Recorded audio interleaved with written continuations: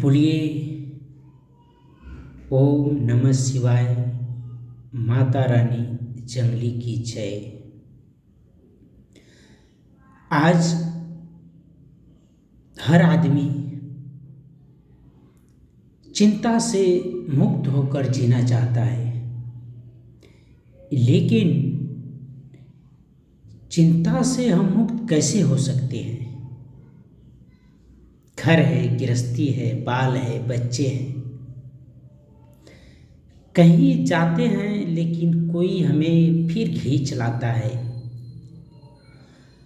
हम माया के प्रभाव में इतने प्रभावित हो गए हैं कि हमें कोई खींच लाता है और फिर हम चले आते हैं।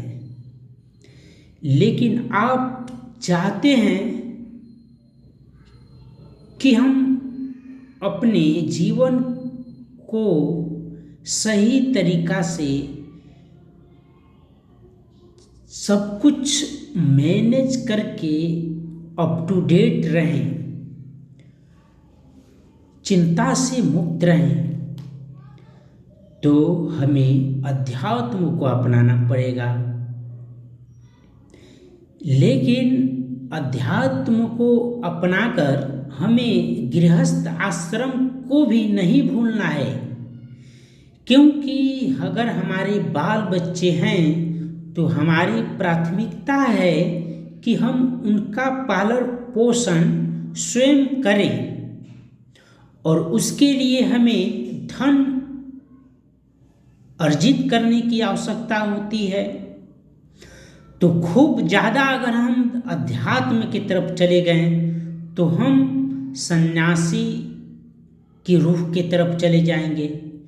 तो हमें इस बैलेंस को मेंटेन करके रखना है, हमें इस बैलेंस को मैनेज करके रखना है, तो हम गृहस्थ आश्रम अध्यात्म आश्रम को मेंटेन कर पाएंगे। फिर हम चिंता मुक्त भी रह सकते हैं। कभी कभी देखिएगा, हमें ऐसा होता है, हमें ऐसा लगता है कि हम पूरा हताश हो गए हैं, अरे अब क्या होगा, बहुत दुखी हो जाते हैं। लेकिन वही अगर आपके पास अध्यात्मता की ज्ञानता है तो आप उतना ज़्यादा नर्वस नहीं होते हैं और बुद्धि से काम लेकर विवेक का यूज करते हैं और उस भीड़ से, उस समस्या से हम बाहर निकल आते हैं।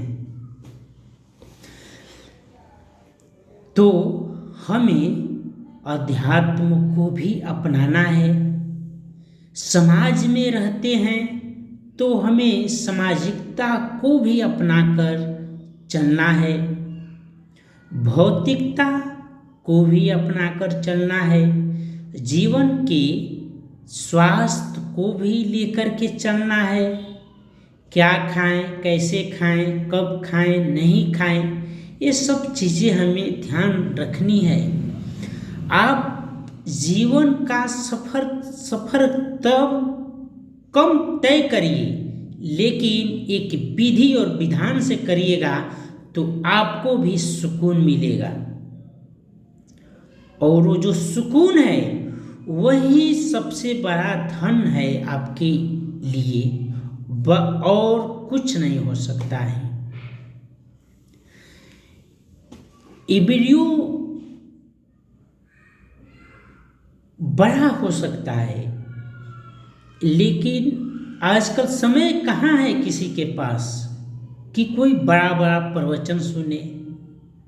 आज तो बस लोग ये सोचते हैं ये कैसे आ जाए, तुरंत आ जाए, जल्दी कहीं से टपक जाए।